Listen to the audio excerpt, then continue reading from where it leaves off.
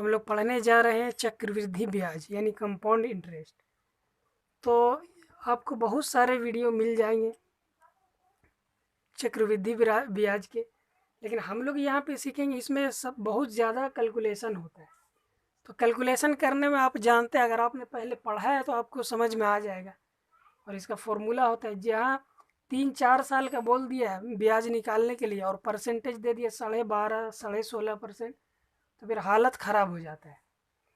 तो compound interest को ऐसा पढ़ेंगे कि आप एक बार वीडियो देखेंगे आपको समझ में आ जाएगा फ़र्क पहले पढ़ें और अभी पढ़ेंगे, और बिल्कुल आसान लगने लगेगा। और बेसिक से यहाँ पे शुरू करेंगे। पहले थोड़ा सा जान लेते।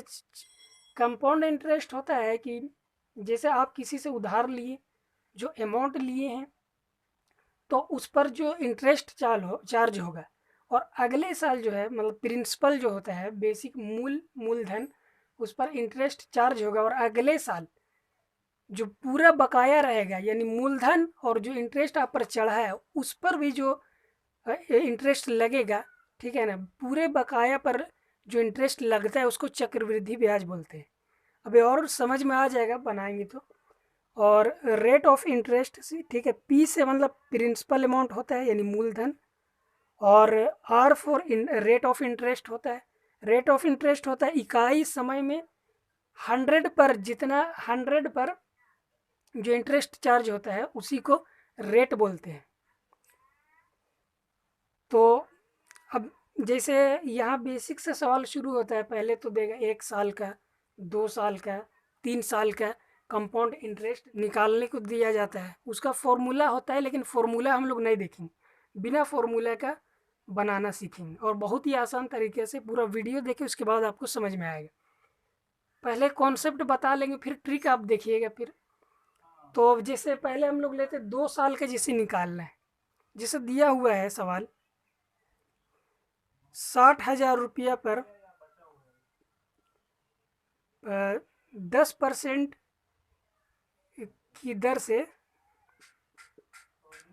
2 साल का यानी 2 वर्ष का CI यानी कंपाउंड इंटरेस्ट क्या होगा। ठीक है, ये सवाल पूछ दिया है। देखिए रेलवे में जो सवाल पूछेगा तो उसमें बेसिक पूछेगा, 2 साल, ज़्यादा से ज़्यादा 3 साल, इस टाइप का सवाल पूछेगा। और बाकी SSC के लिए जो क्वेश्चन होता है वो थोड़ा डिफिकल्ट होता है, लेकिन कोई दिक्कत नहीं, यहाँ सब समझ में आएगा। तो देखिए 2 साल का पूछे है हमसे, तो देखिए यहाँ पे हमें दिया हुआ क्या है, तो प्रिंसिपल अमाउंट दिया है यानी मूलधन, शुरुआती अमाउंट 60,000 दिया, फिर रेट हमसे कह रहा है 10% की दर से, ठीक है ना, 2 वर्ष का, कितने साल का, 2 वर्ष का पूछा है। तो अब देखिए तरीका क्या है। तरीका ये, हम कोई फॉर्मूला नहीं लगाएंगे, सिंपल है। पहले साल, फर्स्ट साल जो है सिर्फ इस पर लगेगा, यानी कि 60,000 का 10%। देखिए 10% जब निकालना हो तो क्या करेंगे कि 10% जब हमसे निकालने बोलेगा तो 1 ज़ीरो के पहले पॉइंट लगा देंगे। 100% बोलेगा तो 2 ज़ीरो से पहले पॉइंट लगा देंगे। ठीक है, तो पॉइंट लगा देंगे तो ये हट जाएगा। तो 10% का मतलब हुआ 60,000 का 10% 6,000 होगा, यानी पहला साल 6,000 हमको इंटरेस्ट मिलेगा। ठीक है, अब मेरा बकाया देखिए, अब तो 60,000 था 1 साल में, अब बकाया हो गया, ये 60,000 भी हो गए और ये 6,000 भी हो गए। दूसरे साल जो इंटरेस्ट चार्ज हम करेंगे वो इस 60,000 पे, मूलधन पे तो होगा ही होगा, ये फिक्स है, यानी 60,000 तो हमको मिलेगा ही मिलेगा। उसके अलावा ये जो इंटरेस्ट पिछले साल का था उस पर भी मिलेगा। ठीक है ना, तो यहाँ पे आपका हो जाएगा इस 6,000 का 10% 600 हो जाएगा। तो बस इतना हो गया, यानी कि आपको मिल जाएगा कितना, 12,600 रुपया आपको मिलेगा 2 साल में। ठीक है, बस कोई फॉर्मूला नहीं, बस हो गया, इतना आसान है। कंपाउंड इंटरेस्ट में जो भी पिछले साल का बकाया होता है, जितना भी मूलधन और इंटरेस्ट दोनों पर चार्ज होता है, ये सिंपल इंटरेस्ट होता है तो हमेशा सिर्फ इसी पर निकलता है। ये 600 जो आया ये नहीं निकलता, मतलब कि पहला साल 6,000, दूसरा साल 6,000, तीसरा साल 6,000, इसी तरह। तो वो हो गया सिंपल इंटरेस्ट, कंपाउंड में मिलता जाएगा। ये 2 साल का हो गया।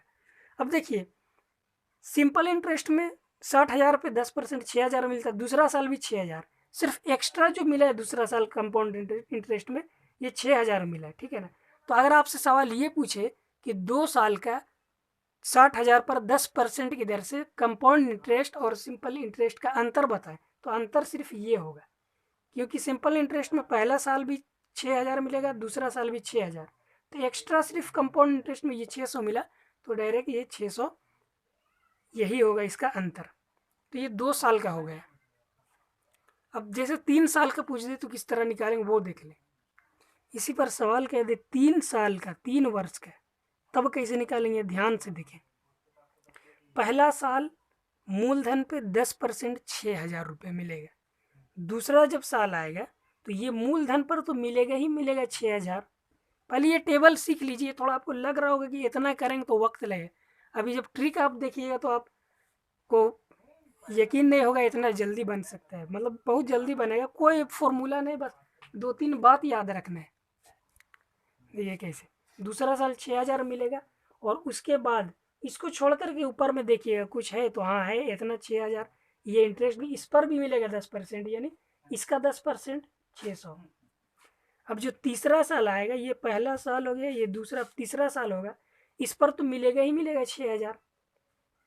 उसके बाद अब इसको छोड़ कर के बाकी जितना ऊपर है इंटरेस्ट मिला हुआ सब पर मिलेगा, तो इस 6,000 पर 10% 600, ठीक है, ये मिल गया। अब यहाँ पे इस पर 10% 600, और फिर इस पर 10% यानी इसका 10% 60 हो जाएगा।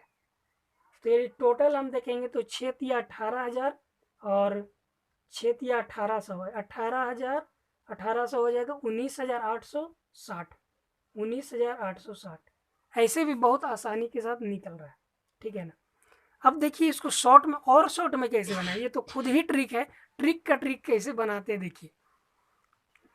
आप यहाँ पे देखेंगे कि जैसे ही आप 3 साल में आए तो आपको क्या दिखा कि इस 60 का 10% यानी 6,000 3 मरतबा आया, ठीक है, 3 मरतबा आया। दूसरा साल देखिए, सॉरी मतलब अब आपको देखना है दूसरी मरतबा में क्या हुआ कि हमको इस 6,000 का 10% 600 3 मरतबा हमको दिखा, ठीक है। अब ये फिक्स है हर एक अमाउंट के लिए, और उसके बाद इस 600 का 10% एक मरतबा दिखा। तो बस यहाँ से आपको ट्रिक क्या बनाना है, बस इतना याद रखना है। तो बस आपको याद रखना है 3 साल का पूछे 3 वर्ष का, तो सिर्फ एक चीज़ याद रखें, आपको याद रखना है 331।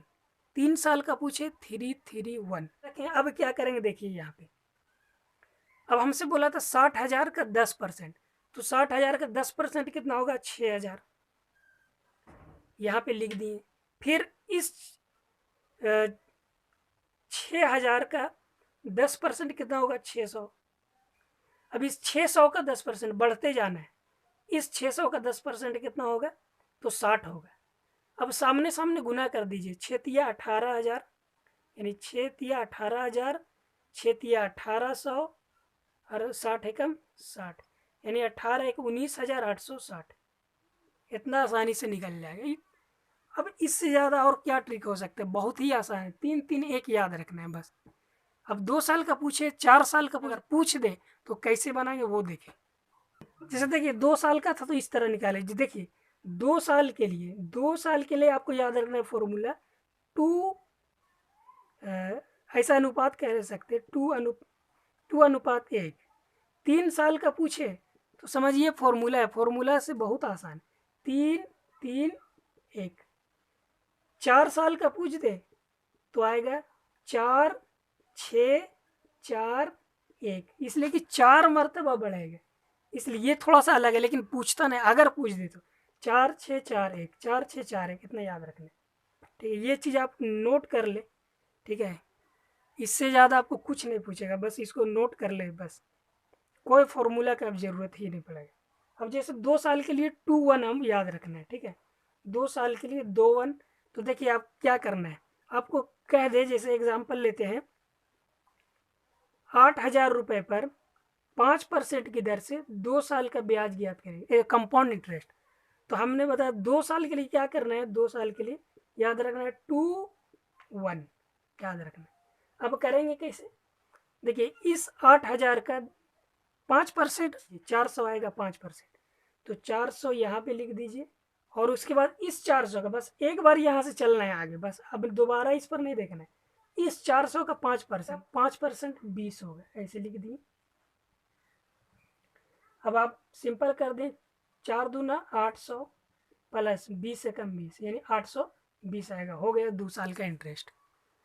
तो अब देखिए एक सवाल है, सवाल ये है कि 6,000 रुपये पर 10% वार्षिक ब्याज की दर से 1/2 यानी 1.5 वर्ष का कंपाउंड इंटरेस्ट ज्ञात करें जबकि ब्याज वार्षिक रूप से संयोजित होता हो।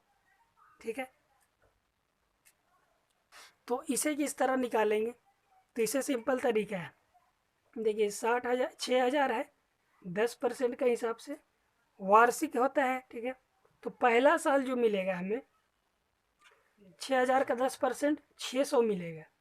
दूसरा साल जब आएगा तो दूसरा तो साल ही नहीं है, 1.5 साल का पूछा है, ये हाफ ईयरली पूछा है, अगला साल जो होगा हाफ ईयर होगा।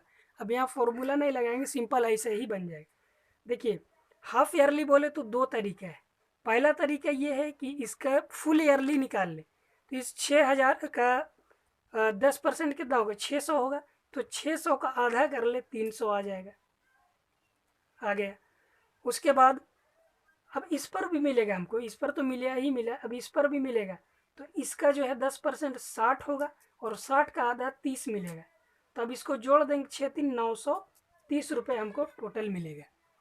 इसी को अगर कह देता है जो ब्याज है कहते हैं अर्धवार्षिक संयोजित किया जाता है। ठीक है ना, तो 6,000 रुपया है, रेट है 5%, ये प्रिंसिपल है। अब क्या है कि अर्धवार्षिक रूप से, सॉरी 10% था और अर्धवार्षिक रूप से पूछ रहा है और 1.5 साल का पूछ रहा है। ठीक है ना, तो आप देखिए अर्धवार्षिक यानी आधा साल, तो 1.5 साल में कितना मर्तबा हमें मिलेगा, 3 बार मिलेगा, हाफ हाफ 1 साल, फिर हाफ 1.5 साल, 3 मर्तबा मिलेगा। और देखिए रेट जो दिया हुआ था वार्षिक दिया हुआ था, रेट 10% पर एनम था यानी पर ईयर था, लेकिन हमें चाहिए हाफ ईयरली, तो 5% हम निकाल लेंगे। ठीक है ना, यानी हाफ ईयरली 5%, 3 मरतबा मिलेगा। तो अब सिंपल, अब आप फॉर्मूला लगा सकते हैं क्योंकि सब बराबर हो गया।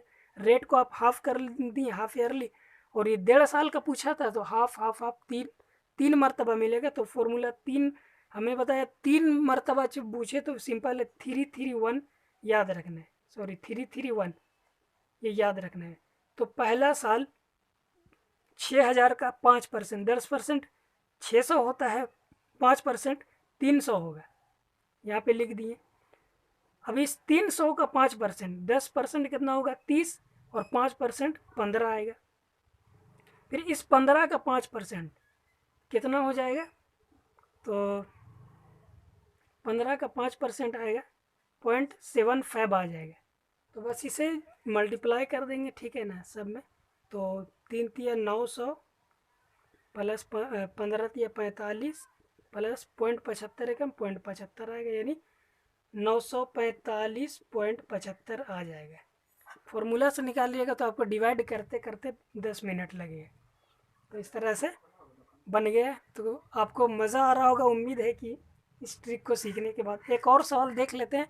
अब ये सवाल है, अब देखिए यहाँ पे तिमाही वाला केस आ गया। देखिए 5,000 रुपया की राशि पर 8% पर एनम यानी प्रति वर्ष की दर से 9 माह का CI क्या होगा, यानी कंपाउंड इंटरेस्ट, यदि ब्याज तिमाही आधार पर परिकलित किया जाता है, यानी तिमाही आधार पर, यानी हर 3 महीना में ब्याज को निकाला जाता है, तो 9 महीने का ज्ञात करें। ठीक है, तो अब देखिए यहाँ पे करना क्या है, हमने बताया कि आपको अगर निकालते हैं अमाउंट को अगर डिवाइड करते हैं तो थोड़ा सा दिक्कत है।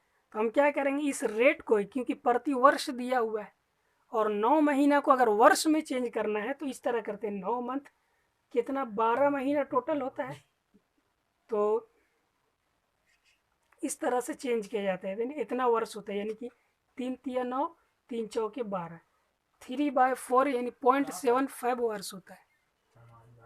तो 3/4 9 मंथ का मतलब होता है 3/4 ईयर। ठीक है ना, तो अब हमें क्या करना है, ये प्रति वर्ष का दिया हुआ है, 1 साल का दिया, मतलब कि 1 साल का दिया हुआ है। तो अब हम इसे चेंज कर लेंगे, ये प्रति वर्ष 8% है, तो 3/4 ईयर्स का कितना होगा, तो 8% का 3/4 निकालेंगे तो 4 दूना 8, द्वितीय 6% आ जाएगा, यानी 6% में अब हम चेंज कर लिए।